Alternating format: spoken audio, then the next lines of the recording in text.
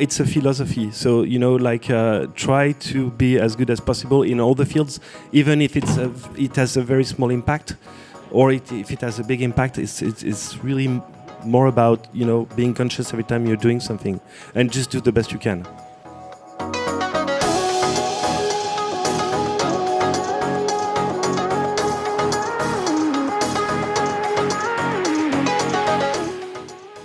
When we did the CO2 calculator, I realized that I don't remember if it's more or equal or a little less, but it's very close to the consumption that the thing that we burnt by bringing people by plane. All these meals that we paid for them, and plus the people that came by train. It's a lot. That's what I'm saying. I'm not saying that plane is not an issue, of course. In Les Arcs, it's an issue for us, but there's not much we can do. And for us, we have a huge consumption also with cars, because from Geneva to Les Arcs, it's like 2.5 hours of driving, and it's mountain roads, and so we can't use electric cars. And so it's very complicated. And honestly, we've asked ourselves the question of, is this normal to have, two people, one from Copenhagen and one from Malmö, that could meet each other in half an hour of train and coming in Les Arcs and chat in Les Arcs? But I think because we are all here, I think it's also good to gather together. And as I was saying, also the fact that you're going to burn some CO2 just to get more sensitized and to do things about culture, to meet in person, to have all this gathering like we have here. I hope I will have an impact on my coming here. So that makes it a little more complicated than just take the plane or not. But actually, for the first time 2 years ago, I took the train to come to Berlin, and it was really nice.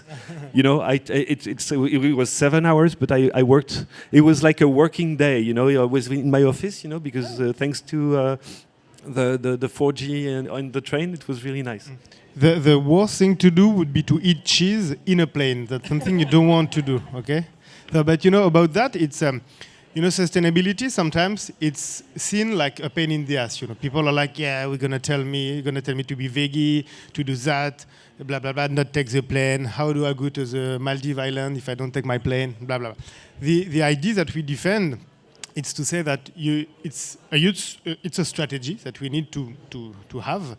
In the 80s, we had prime minister from Norway. I don't remember her name. That was the first person to give the definition of sustainable development. And he said, it is the way that we act today so we can help next generation and lower our impact for the next generation.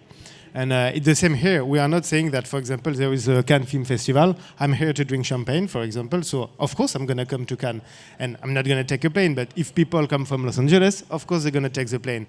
But if you cannot work on your mobility, on your travel, maybe you can work on other topics. And that's why a green charter like that and a calculator help you to understand.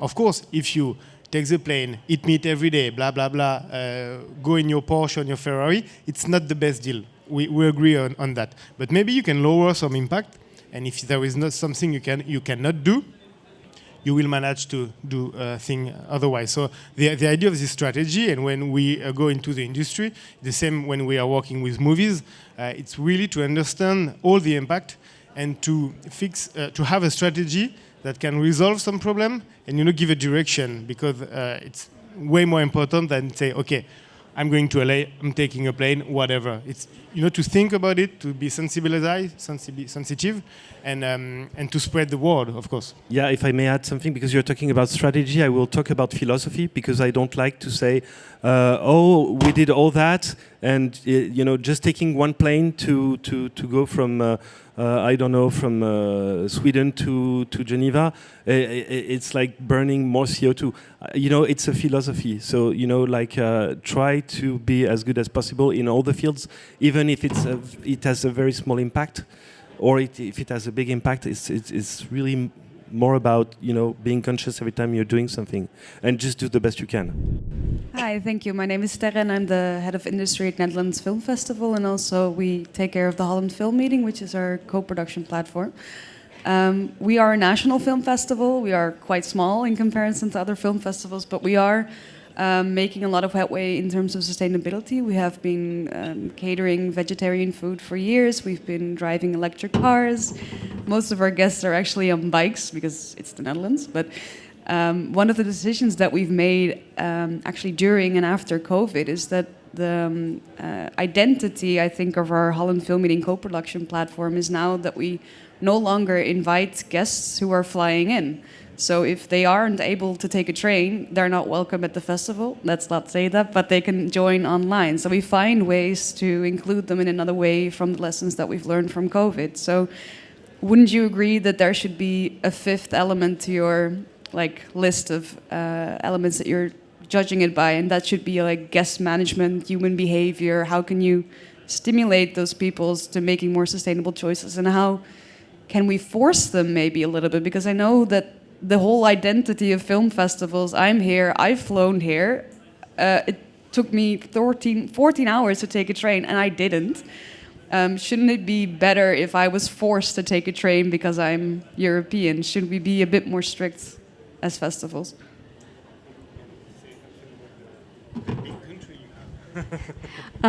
So Sundance is a small festival in scope, but we're a big one in the people that come, and it's really we're never going to be able to control that, and we understand that. So it's more of us going, okay, what can we do instead of telling people not to fly? Because that's never, I'll be honest, that's never going to happen with us.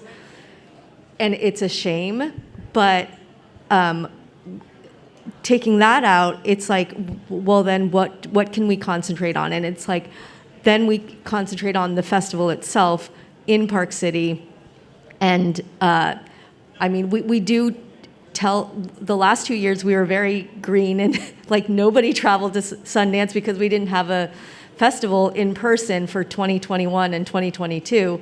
But next year it's going to go back to the way it was, and it sucks, but if we are able to just concentrate on doing the stuff that we do in Park City, we can do that and not tell people they can't come. I wish we could, but it's I came here on a plane too from LA, so it's, and I see the the boats out there, so it's really hard, and I like that for you guys, because I would be yes, you're in Europe and a lot of your guests are European, so why not? But for us, it's not a. But you could have taken a boat from LA. It's what, 3 months, something like that. I would have loved that. I just don't know if I could. If you live in March, you can be there in May. It's pretty good.